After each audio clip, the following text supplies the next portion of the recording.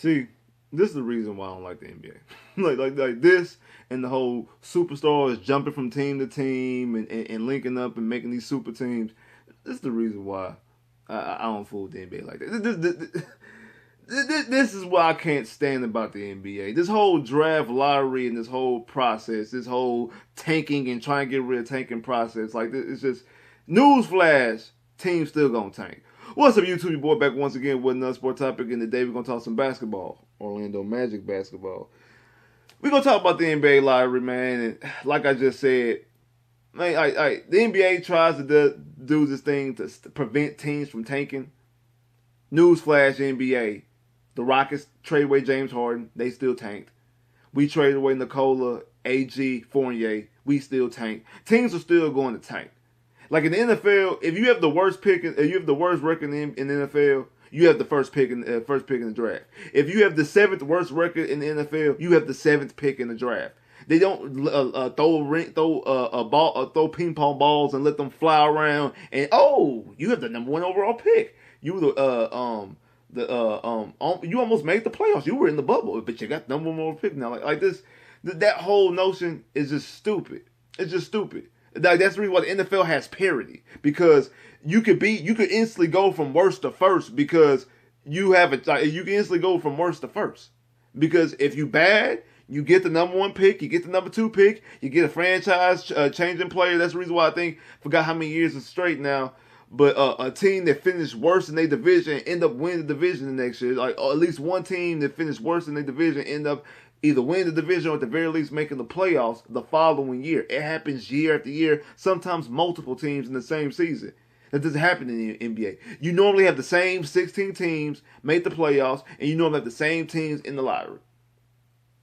Part of the reason why, that's the reason why team like who is it? Minnesota has all those picks, have all those young players. Because they're always in the draft. They're always in the draft lottery. Like this whole notion. So let's talk about the NBA draft lottery. Because let's talk about how the numbers break down. So Golden State finished with the 14th pick. Indiana has the 13th pick. The San Antonio Spurs have the 12th pick. The Charlotte Hornets have the 11th pick. New Orleans have the 10th pick. The Spurs have the 9th pick. The Orlando Magic get the Chicago pick at 8. Golden State gets Minnesota's pick at 7. OKC gets the 6th pick. The Orlando Magic fall out of the top 4 and get the 5th pick. Toronto gets the 4th pick. Cleveland gets the 3rd pick. The Houston Rockets get the 2nd pick. And the Detroit Pistons gets the number 1 overall pick. Now, how come the teams that tie with the same amount of odds, the Houston Rockets, Detroit Pistons, and the Orlando Magic, all tied with the top 3 odds? 52, they end up in the top 4. 14, they end up with the number 1 pick. How come the Orlando Magic the only ones that fall out of the top 4? The Orlando Magic, the only team that fall out of the top 4. It's fitting. Makes perfect sense. It's just fitting. It just makes too much sense. And like, I'm not even surprised. I'm really not. Like, I had a strong feeling that this was going to happen. I actually think that we had the best odds to get the 6th pick. I think our highest odds was the 6th pick at 26%. Something crazy like that. Like I said, it was 14 for the number 1 pick. It was like 13 for the number 2 pick. 10 for like the number 1 for the 3rd pick when we finished it. Then it went to 11 for the 4th pick. Then like 12 for the 5th pick, and then 26 for the 6th pick. Like, why does it because the NBA tries to eliminate tanking, they give you greater odds to fall down than you have to even get the pick that you finish with, like that you should theoretically finish with, because that's where your record falls. Like, this whole giving up the chance is just, to me, stupid. And now the only good thing in this scenario is that, like I said, the Orlando Magic do have the Chicago pick. They have 2 picks in the top 10. They have the 8th pick and the 5th pick. Now, the Orlando Magic, the best thing that they can do is try to take those picks and package and move up. The target, I feel like, would be Cleveland. Like me, I didn't want the number 1 pick. Well, if we got the number 1 pick, I've been cool and excited for it. The thing I want the most, I want at the very least the 2nd pick. I mean, at the very least, like the 3rd or 4th pick, finish in the top 4. I've been gritting my teeth a little bit, like ooh, hope we. But at the very least, give me a top 3 pick And then also the Chicago pick, that pick does, it was top 4 protected, so we do actually get the Chicago Bulls pick in this in this draft. So that's a plus. That was one plus, and I wanted to get a top 3 pick because I wanted Jalen Green. I know a lot of people want Cade Cunningham. I've been cool if we got Cade Cunningham. I think he's going to be number 1 pick in this draft. I wanted Jalen Green because I want somebody who you can give the ball to and score. The Orlando Magic need somebody who can go out there a night and get anywhere from 20 to 25 every single night. And on any given night can pull up and get 30, 35, even 40. Because if you look at the playoffs, that's what's going on. You look at Devin Booker. You look at Trae Young. You look at what Dame was doing. You look at what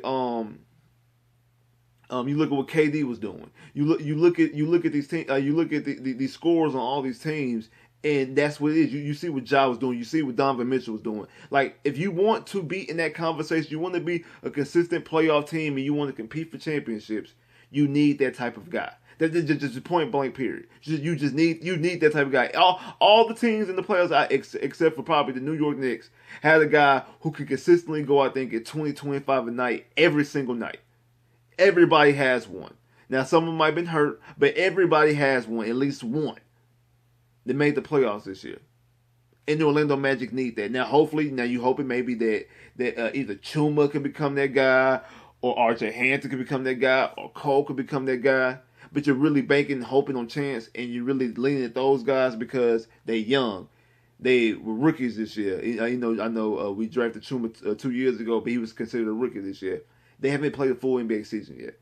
So the jury's still out. And so it's really like the jury's out on both ways. You really don't know because, one, they didn't play a full 82-game season as a whole for the NBA this year. And then two, both Chuma and Cole missed time. And then RJ, you traded for him at back half of the season. So you haven't got a full year of watching these 3 guys. So you really don't fully know if one of these 3 guys can or will become said guy. So you kind of don't know. So that's what you're hoping on that because you didn't get a chance to get a Cade Cunningham or who I wanted, a Jalen Green. Now we got the 5th pick. I just hope we don't get Mo Bamba. And what I mean by that is I feel like back in 2018, that draft, I believe that the Orlando Magic were going to draft Trae Young. I believe that's who the Orlando Magic targeted. They wanted to draft Trae Young. The Orlando Magic had the 6th pick. Trae Young goes to 5th. Dallas takes Trae Young at 5th and trade him to Atlanta for Luka. And the Orlando Magic are stuck with getting Mo Bamba because you were kind of scared. You could have took, hindsight 2020, you would have took Michael Porter Jr., but you kind of scared because of the back injury, and I get that, understand that. So you took a guy with the potential that Mo has, and like I said, I don't blame all on Mo. I think Mo's in a tough situation. You get drafted to a team, and then you get hurt a little bit, and also you draft a team that has a center. And Nikola, who starts playing the best basketball of his career, makes 2 All-Star games. You start making the playoffs. You're not gonna put him on the bench just to give Mo Bamba minutes. So I think Mo Bamba has a lack of confidence, has a lack of minutes, and also just lack of playing time from him being hurt as well. So the jury's still out on Mo Bamba. So I'm not trying to bash Mo Bamba. I just say the jury's still out and you don't know what you have on him. But I don't want to get put in a situation where you're forced to take somebody like a Kuminga. You might be forced to take a Kuminga, a guy who's athletic, but leaves a lot to be desired on the offensive side, especially shooting from the 3. That's what the Orlando Magic have been dealing with pretty much since Tracy left. Like, we have not had a bona fide scorer since Tracy McGrady got traded to the Houston Rockets. Now, we ended up having the superstar defensive player year, made the NBA Finals with Dwight Howard, but we didn't have any bona fide scoring. And then what we've been doing for the past decade since we traded Dwight Howard. We don't have anybody who I said you can give the ball to and say, go give me buckets. Go on the run. Go take the game over in the last 5 minutes of the game and lead us to this win. We don't have that. Markelle was thought that coming out to the draft, but the whole shoulder shooting, whatever the situation is, and Markelle's done a phenomenal job coming back. But I don't see that being Markelle's ceiling anymore, of him being that scorer that he was thought of coming out of Washington. Like I said, you're looking now at Chuma, or RJ, or Cole. You're hoping that one of those guys could become that guy. That's what you're hoping that because of what just happened with the draft lottery. Unless, like I said, the only saving grace is because I believe that Detroit's going to take Cade, and I think that the Rockets will take Mobley. Cleveland doesn't need a guard. They got Colin Sexton. They got Darius Garland. They don't need a guard. You take the 8th pick. You take the 5th pick. Maybe offer them Obama. Maybe offer them Terrence Ross. Maybe offer them Gary Harris, something of that nature, and move up to the 3rd pick and take your guy. And if you target Jalen Green, like I told you, and I believe Jalen Green can be that guy, that's what you got to do. Yeah, you wish you could have brought 2 different players with the 5th and the 8th pick, but yeah, might have to. You might just have to. You might just have to. You might just have to take that package up to Cleveland to get that 3rd pick and take Jalen Green. That's the only hope I can see right now. That's the only hope I can see right now for the Orlando Magic is to do that, because, like I said, we if you want to get to what these other teams are in the playoffs, the teams who are still playing right now, if you want to get to that situation, you need a guy who could take over a game. You need a guy who can score, who can get you 20 to 25 every single night. You can count on it. It's money. He's going to get 20 to 25 easy and potentially get you 35 to 40 on any given night. That's what you need. That's what we've been needing for a long time. It's not the same NBA when we went to the finals with Shaq and with Dwight. We don't need big men anymore. Yes, you need a big man, but that doesn't have to be the focal point of your team. Yeah, I know Embiid, I know Jokic, and Jokic just won the MVP. But if you look at everybody else, they got bona fide scorers, guys who you give the ball to. I know you still got Giannis who won a couple of MVPs and things like that. But he's not a center. He's a power forward. But so maybe you think that Jonathan Isaac could take that step. I think Jonathan Isaac is going to be a monster on the defense, man. I think he's going to be a defensive player of the year. He's going to be all defensive teams. And I think he's going to be a monster on defense. I don't see him being that scoring threat. And to be honest, don't want him to be. Because I want him to be that monster of a defense. Kind of the same thing with Chuma. Because everybody talking about Chuma could be Kawhi. He baby Kawhi. Well, if he is, let these guys focus and smother on defense.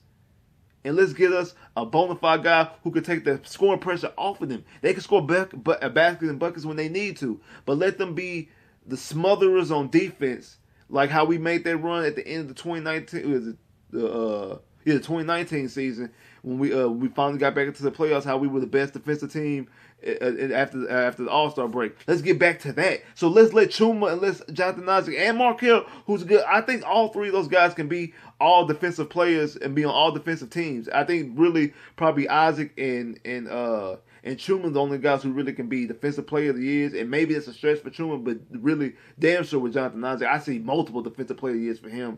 But I can see at least second team all defense for Chuma, and I can see 3rd team all defense for Markelle. So I can see I can see all 3 of these guys being top 15 defensive players in the NBA. Let them focus on that and let folks focus on facilitating the offense. But we need a guy who we can run the offense through. We need a guy who we can give the ball to and say, do that. And I feel that's Jalen Green. And I feel like if you can, take 5 and 8 and some stuff and move up to 3. That's going to be your sweet spot. Now, for my anxiety, I kind of want them to just go ahead and make the trade now so I don't have to worry about it. But it might be a smart decision to sit back and be like, hey, we're going to wait and see what Houston does. We're going to wait and see because we pretty much know what Detroit going to do. We're going to wait and see what Houston does. We're going to wait and see what they going to do. See, because they might, who knows? Even though they got Kevin Porter Jr., they might go ahead and draft. Jalen Green or Jalen Suggs. I don't see it. I see more so Jalen Suggs than Jalen Green. So I don't see Cleveland taking a guard. So I think that might be the sweet spot to try to trade it. That's the only saving grace I can think of. That's really it. But like I said, man, it's just fitting. I guess the Magic, we've had a lot of luck in the beginning.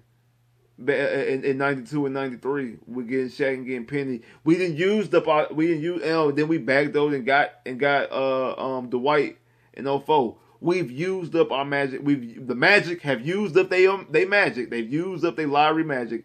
It's a done deal. And we don't need to leave it up to chance anymore. We need to stop leaving it up to chance. It's done. Because I think the last time we had the worst record, we ended up with the second pick and ended up getting Vic. Ever since then, Vic was the last. Okay, we were in a good. We were in a good spot. Ever since then, we've really been hurting ourselves in the lottery. We've been moving back. I actually think the Magic in every lottery they've been in, they've moved back. They haven't even stayed where they were supposed to be projected. They end up moving back in everyone. Since Dwight Howard, actually. Yeah, since Dwight Howard. Because Dwight Howard, they had the worst pick. They had the worst record, got the first pick. Ever since then, we've always moved back. So I'm not surprised. It sucks. Kind of reason why I can't stand the NBA, this whole lottery draft process. And I love mock drafts, period. So now I'm gonna be breaking down mock drafts, and I really wanted Jalen Green. I really wanted Jalen Green. I don't see I can see him possibly dropping down to 4. I don't see Jalen dropping down to 5, and I can see Toronto snacking him up at 4. Like, share, subscribe if you haven't. Comment below if you haven't. Click that bell, get more videos. I holla.